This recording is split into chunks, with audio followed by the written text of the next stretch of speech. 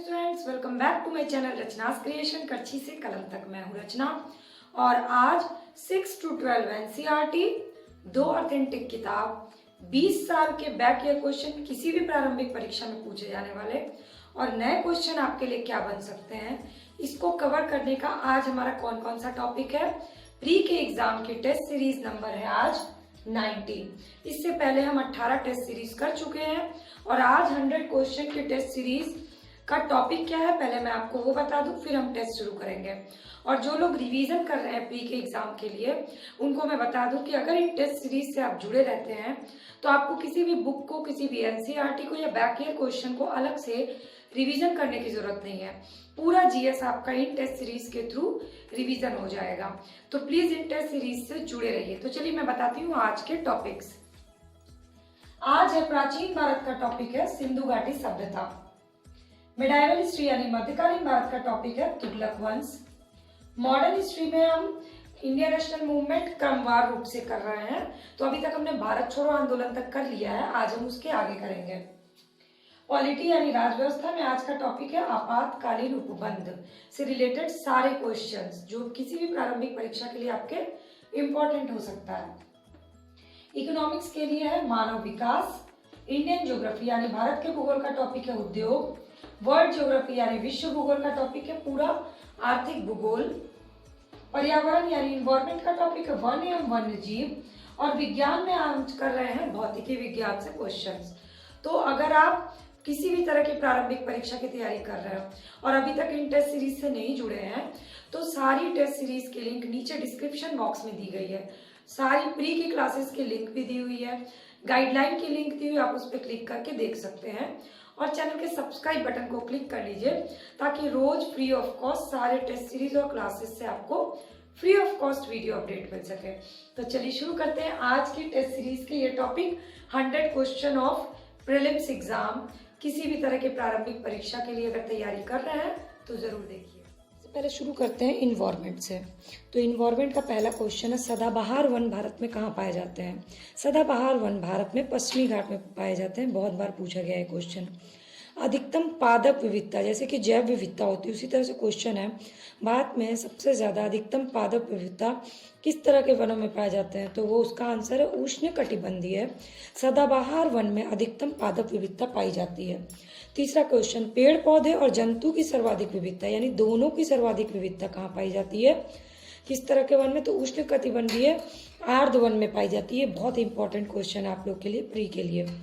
भारत में सर्वाधिक mangrove one कहाँ पर है, भारत में सर्वाधिक मैंग्रोव वन है सुंदरवन डेल्टा में। इस क्वेश्चन को पलट के भी पूछा जाता है, सुंदरवन डेल्टा में किस प्रकार के वन पाए जाते हैं, तो आप उसमें कंफ्यूज मत होइएगा। संरक्षित कच्छ वनस्पति क्षेत्र कहाँ पर है, संरक्षित कच्छ वनस्पति क्षेत्र है गोवा में।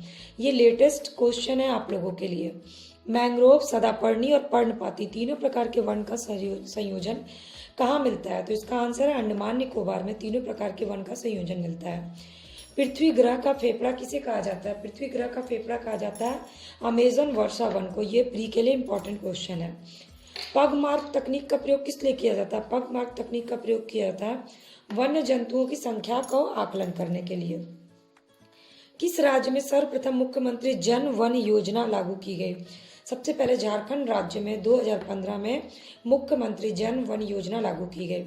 वन्य जीव संरक्षण अधिनियम भारत में कब लागू किया गया, बहुत बार पूछा गया क्वेश्चन, तब भी मैं आपको रिपीट करवा रही हूँ, रिवीजन करा रही हूँ क्योंकि ये इंपॉर्टेंट है। तो भारत में वन्य जीव संरक्षण अधिनियम लागू किया गया 1972 में। ये हो गए इन्वायरमेंट के 10 क्वेश्चन। अब चलिए चलते हैं आगे।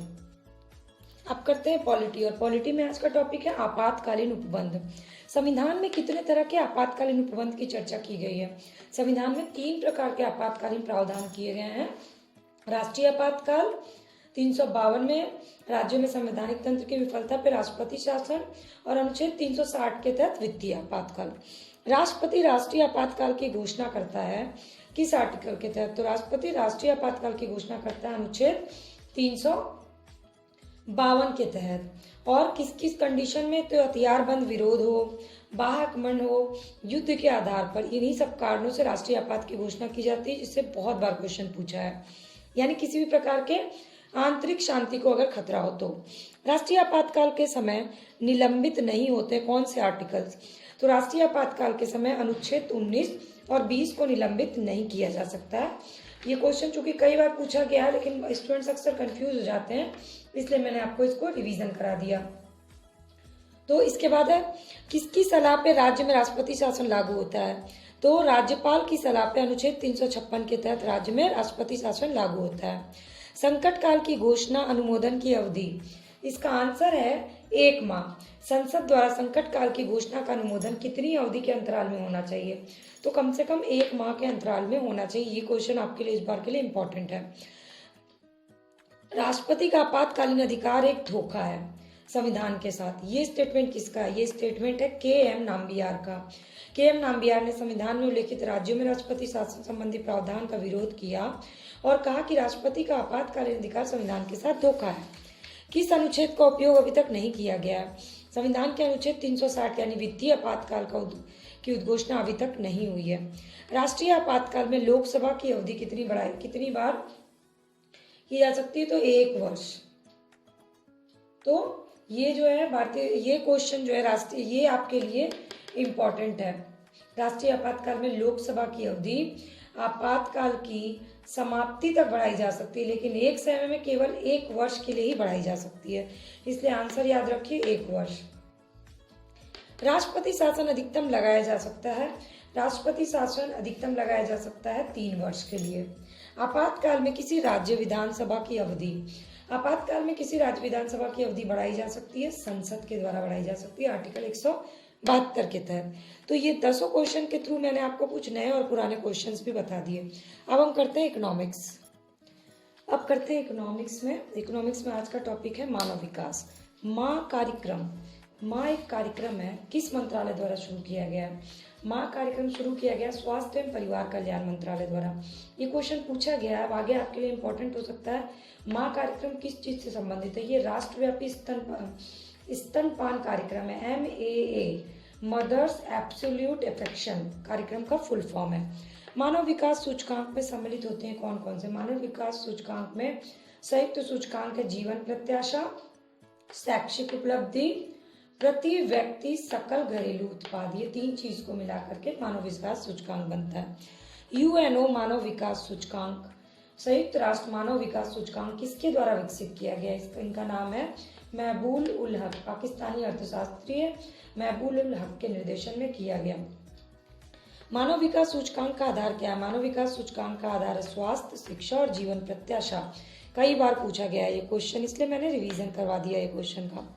UNDP बहुआयामी निर्धनता सूचकांक, अब ये जो क्वेश्चन है ना, ये आपके लिए नया क्वेश्चन है। UNDP का बहुआयामी निर्धनता सूचकांक कितने प्रत्याशी यानी इंडेक्स बने होते हैं? इसमें टोटल 10 होते हैं। स्वास्थ्य, शिक्षा, जीवन स्तर में ही अलग अलग सूचक होते हैं, जैसे बाल मृत्यु दर, पोषण, स्कूलिंग वर्ष, स्कूल में उपस्थिति, भोजन पकाने का ईंधन, स्वच्छता, पेयजल, विद्युत, आवास और परिसंपत्ति। ये 10 होते हैं बहुआयामी निर्धनता सूचकांक के सूचक।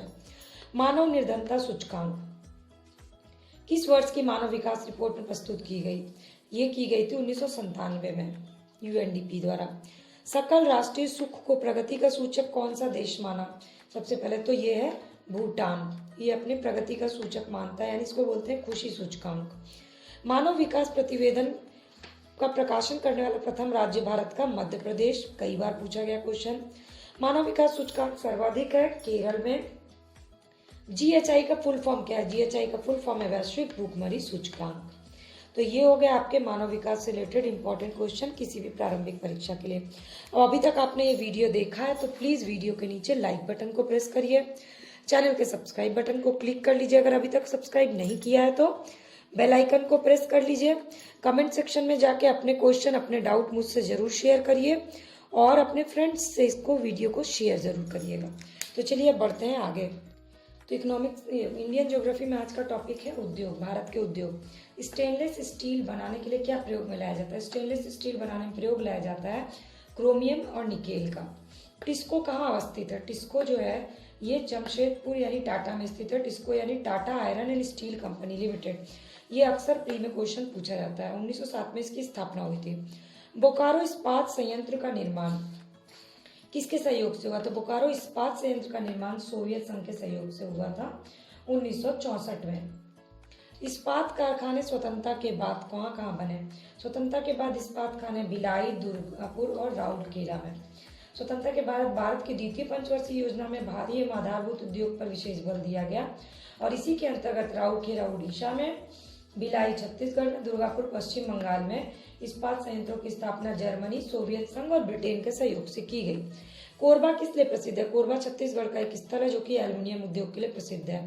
काकीनाडा प्रसिद्ध है जूट उद्योग के लिए, विरुद्धनगर है सूती कपड़े के लिए, चन्नापट्टनम रेशम के लिए और भदोही है कालीन के लिए। ये कई बार पूछा गया मैचिंग में।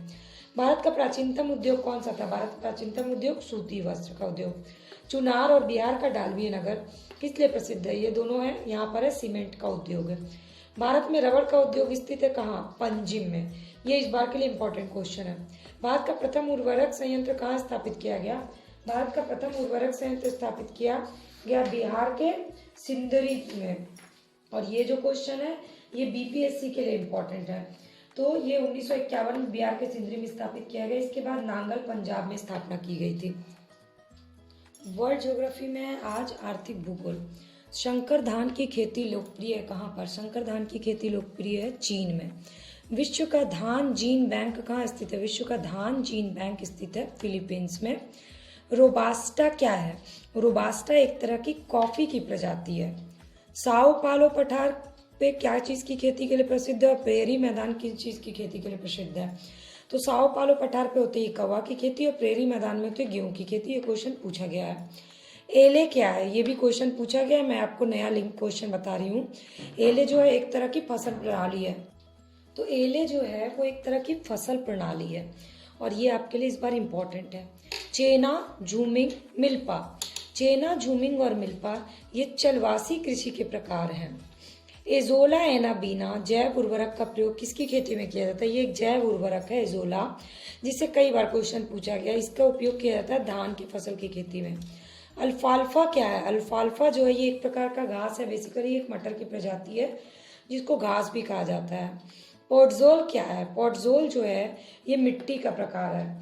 ये आप लोग याद कर लीजिएगा, वर्ल्ड ज्योग्राफी के लिए ये इंपॉर्टेंट है। विटिकल्चर किससे संबंधित है? विटिकल्चर अंगूर के उत्पादन के अध्ययन से संबंधित है और ये हॉर्टिकल्चर की एक शाखा का रूप है। तो ये हो गए वर्ल्ड ज्योग्राफी के क्वेश्चन, यानी 50 क्वेश्चन हमारे पूरे हो गए। और आपको अगर वीडियो अभी तक देख रहे हैं और अच्छी लग रही है तो प्लीज कमेंट करके मुझे जरूर बताइएगा। सिंधु घाटी सभ्यता के क्वेश्चन आज प्राचीन भारत का टॉपिक है। चांदी की उपलब्धता के प्राचीनतम साक्ष्य कहाँ मिले हैं? चांदी की उपलब्धता के प्राचीनतम साक्ष्य मिले हैं हड़प्पा सभ्यता से। हड़प्पा में मिट्टी के बर्तन पे किस रंग का प्रयोग हुआ है? हड़प्पा सभ्यता में मिट्टी के बर्तन में लाल रंग का प्रयोग हुआ है। जुते हुए खेत की खोज कहाँ हुई? हड़प्पा काल में जुते हुए खेत की खोज हुई है कालीबंगा में। कई बार पूछा गया क्वेश्चन। सैंधव सभ्यता का महान स्नानागार की प्राप्ति स्थल मोहनजोदड़ो। हड़प्पा की समकालीन सभ्यता कहाँ थी? हड़प्पा की समकालीन सभ्यता थी रंगपुर में। दधेरी एक परवर्ती हड़प्पीय पुरास्थल है कहाँ का? पंजाब का। ये बहुत इंपॉर्टेंट क्वेश्चन है, बिल्कुल नया क्वेश्चन और इंपॉर्टेंट भी है। सिंधु सभ्यता का पत्तन नगर कहाँ है? सिंधु सभ्यता का पत्तन नगर है लोथल। हल का टेराकोटा प्राप्त हुआ कहाँ से? हल का टेराकोटा प्राप्त हुआ है वनावली से। भारत में हड़प्पा का वृहद स्थल कौन सा है? भारत में हड़प्पा का वृहद स्थल है राखीगढ़ी। सिंधु सभ्यता वाले लोग विश्वास करते थे किसमें? वो लोग विश्वास करते थे मातृशक्ति में। अब है मेडाइवल हिस्ट्री और मेडाइवल हिस्ट्री में आज का टॉपिक है तुगलक वंश। गाजी मलिक संस्थापक था किस वंश का? गाजी मलिक जो कि अलाउद्दीन खिलजी का था गुलाम, वो संस्थापक था तुगलक वंश का। सबसे अधिक समय तक राज्य किया किस वंश ने दिल्ली में? सबसे अधिक समय तक राज्य किया तुगलक वंश ने। अमीर कोई विभाग की स्थापना किसने की? जो कि कृषि विभाग था। ये पृथक कृषि विभाग की स्थापना से कई बार पूछा गया क्वेश्चन। मोहम्मद बिन तुगलक यानी एमबीटी ने की थी। इब्न बतूता जो मूर का यात्री था वो किसके समय में भारत आया था? तो मोहम्मद बिन तुगलक के समय में आया था इब्न बतूता। दिल्ली सुल्तान जिसने ब्राह्मणों पे जजिया लगाया वो कौन सा सुल्तान था दिल्ली सल्तनत का? फिरोज शाह तुगलक, जिसको हम शॉर्ट में बोलते हैं FST। इसने ब्राह्मणों पे जजिया कर लगाया था। दारुल सफा क्या है? दारुल सफा एक खैराती अस्पताल है जो फिरोज शाह तुगलक ने शुरू किया था। तुगलक वंश का अंतिम शासक कौन था? तुगलक वंश का अंतिम शासक था नासिरुद्दीन महमूद। तैमूर ने भारत पर आक्रमण कब किया? तैमूर ने भारत पर आक्रमण किया 1398 ईस्वी में, जिसके बाद यहाँ पर स्थापना हो गई अगले वंश की। तो किस वंश का स्थापित हुआ था इसके बाद? सैयद वंश की स्थापना हो गई थी। नहरों के सबसे बड़े जाल का निर्माण किसने किया? नहरों के सबसे बड़े जाल का निर्माण दिल्ली सल्तनत में फिरोज शाह तुगलक ने किया था। फलों की गुणवत्ता सुधारने का उपाय किस दिल्ली सल्तनत के सुल्तान ने दिया था? फिरोज शाह तुगलक ने दिया था। ये सारे क्वेश्चन आपके लिए बहुत ही इंपॉर्टेंट है मेडाइवल हिस्ट्री के। मॉडर्न हिस्ट्री में अभी शुरू करेंगे। सबसे पहले अब हम सुभाष चंद्र बोस से। इससे पहले का हम लोग भारत छोड़ो आंदोलन तक कर चुके हैं। सुभाष चंद्र बोस का जन्म स्थल क्या है? जगह कटक। बोस द्वारा स्थापित दल फॉरवर्ड ब्लॉक, इसकी स्थापना हुई 1939 में। आईएनए किसके दिमाग की उपज थी? कई बार पूछा गया क्वेश्चन। आईएनए जो है मोहन सिंह के दिमाग की उपज थी। आईएनए की स्थापना कब और कहाँ हुई? आईएनए की स्थापना 1942 में मलाया में हुई। द फ्री इंडियन लीजन सेना की स्थापना किसने की थी? सुभाष चंद्र बोस ने की थी। द फ्री इंडियन लीजन सेना, ये इस समय प्री के लिए क्वेश्चन इंपॉर्टेंट चल रहा है। रानी लक्ष्मीबाई रेजिडेंट स्थापना पिछले कुछ प्री में पूछे गए हैं। इसकी स्थापना की थी सुभाष चंद्र बोस ने। सुभाष चंद्र बोस को देश का नायक किसने कहा था? सुभाष चंद्र बोस को देश का नायक रविन्द्रनाथ टैगोर ने कहा था। आजाद हिंद फौज दिवस कब मनाया जाता है? आजाद हिंद फौज दिवस मनाया गया 12 नवंबर 1945 को। आईएनए का जो मुकदमा चला था उसके वकील कौन थे? उसके वकील थे भूलाभाई देसाई। सुभाष चंद्र बोस के राजनीतिक गुरु कौन थे? सुभाष चंद्र बोस के राजनीतिक गुरु थे CR दास। और अगर आपको मॉडर्न हिस्ट्री फास्ट रिवीजन करना है तो मेरे चैनल के प्लेलिस्ट में है फास्ट रिवीजन की लिंक, उस पर क्लिक करके आप पूरा मॉडर्न हिस्ट्री फास्ट रिवीजन कर सकते हैं। चलिए, तो मॉडर्न हिस्ट्री में हम सुभाष चंद्र बोस से अब आगे बढ़ते हैं। कैबिनेट मिशन के अध्यक्ष कौन थे? कैबिनेट मिशन जो भारत आया था उसके अध्यक्ष थे sir P Lawrence.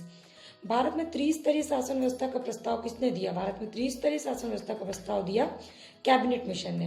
Cabinet mission के समय कांग्रेस के अध्यक्ष कौन थे? कैबिनेट मिशन जब भारत आया उस समय कांग्रेस के अध्यक्ष थे मौलाना अबुल कलाम आजाद।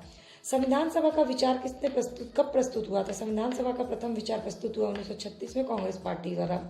संविधान सभा का पहला सत्र कब आयोजित हुआ? 9 दिसंबर 1946 को संविधान सभा का पहला सत्र आयोजित हुआ। भारतीय संविधान सभा के अध्यक्ष कौन थे? राजेंद्र प्रसाद। 1946 में अंतरिम कैबिनेट की अध्यक्षता किसने की? जवाहरलाल नेहरू ने की थी। अंतरिम सरकार का गठन कब हुआ? अंतरिम सरकार का गठन हुआ था सितंबर 1946 को। उस जो अंतरिम सरकार गठित थी उसमें वित्त मंत्री कौन थे? लियाकत अली। और रेल मंत्री थे आसफ अली। सीधी कार्रवाई दिवस कब मनाया जाता है? सीधी कार्रवाई दिवस मनाया गया 16 अगस्त 1946 को। तो अभी तक हमने मॉडर्न हिस्ट्री का यहाँ तक कर लिया 1946 तक। अगला हम लोग करेंगे भारत का विभाजन और स्वतंत्रता से रिलेटेड क्वेश्चन। चलिए, तो साइंस में चल रहा है भौतिकी, तो मैं क्वेश्चन बोलती जाऊंगी, आंसर बताते जाऊंगी। क्वेश्चन नंबर 91, दूरदर्शन के संकेत एक निश्चित दूरी के बाद नहीं मिल सकते क्योंकि पृथ्वी की सतह जो है वो वक्राकार है। क्वेश्चन नंबर 92, दूरदर्शन प्रसारण में श्रव्य संकेतों का प्रेषण करने के लिए प्रयुक्त तकनीक है, उस तकनीक का नाम है आवृत्ति मॉड्यूलन। ठीक है। इसके बाद 93 नंबर क्वेश्चन, दृष्टि पटल यानी रेटिना पे जो चित्र बनता है वो वस्तु से छोटा होता है और उल्टा होता है। कई बार पूछा गया क्वेश्चन ये भी है। इसके बाद किसी तारे का रंग क्या दर्शाता है? किसी तारे का रंग दिखाता है उसका ताप।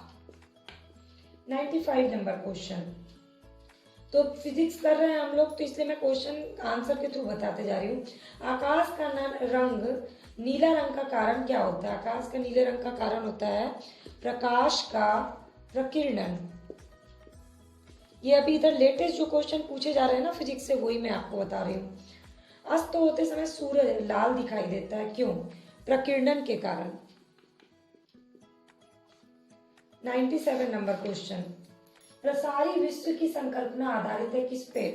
डॉपलर के प्रभाव पर। 98 नंबर क्वेश्चन, धूप से बचने के लिए छाते में रंग संयोजन निम्नलिखित में से कौन सा सबसे उचित होता है?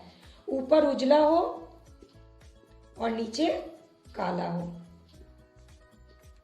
99 नंबर क्वेश्चन, जब दो समानांतर समतल दर्पण के बीच कोई वस्तु रख दी जाती है तो बनने वाले प्रतिबिंब की संख्या कितनी होती है? अनंत होती है। एंड 100 नंबर लास्ट क्वेश्चन, इंद्रधनुष के दोनों सीमांत वर्ण पर्त होते हैं बैगनी और लाल।